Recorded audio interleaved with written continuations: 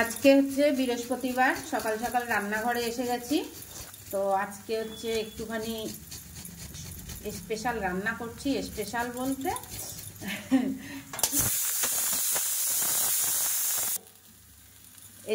বলতে খিচুড়ি। তো খিচুড়ির জন্য চাল এই যে ভিজিয়ে রেখেছিলাম, তো এখন ভাজতে বসিয়ে দিয়েছি। আর এখানে আছে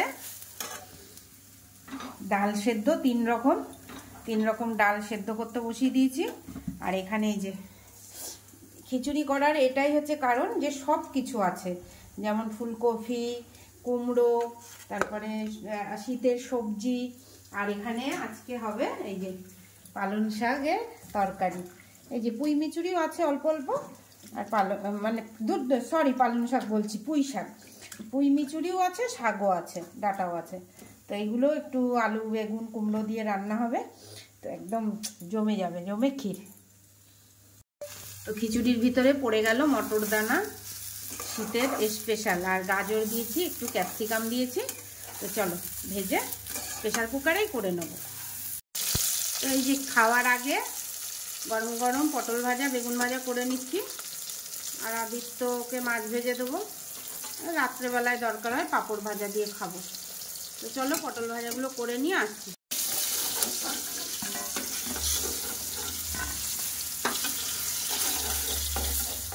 বেগুন তেল বেগুন, একদম গরমা গরম বেগুন ভাজা।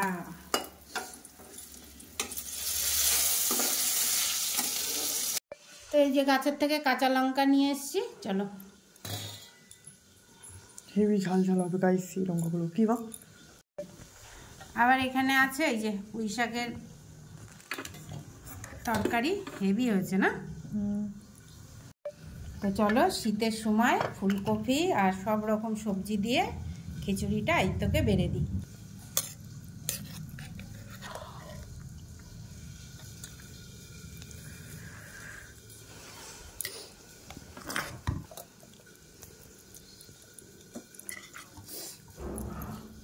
কাদের কাদের পছন্দ খিচুড়ি শীতকালে, চলে আসো আমাদের বাড়িতে গরমা গরম খিচুড়ি খেতে।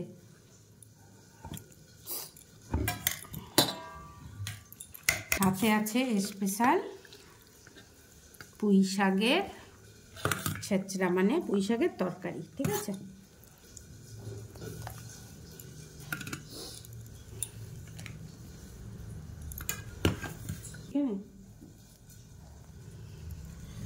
বাবারে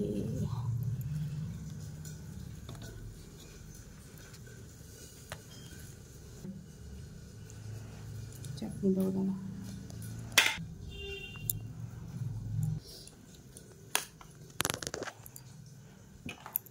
রেডি করে তোলো, যা